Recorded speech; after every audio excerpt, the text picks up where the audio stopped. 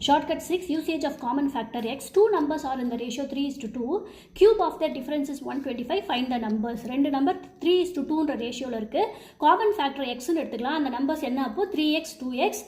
Difference of their cube is 125. 3x minus 2x whole cube equal to 125. x cube equal to 125. இதில் வந்து x என்ன நம்மளுக்கு கிடைக்குது. x கிடைச்ச பிறகு அதை எடுத்துகிட்டு போயிட்டு இதில் சப்ஸ்டியூட் பண்ணால் 3 × 5 15, 2 × 5 10. அந்த நம்பர்ஸ் என்ன 15 10.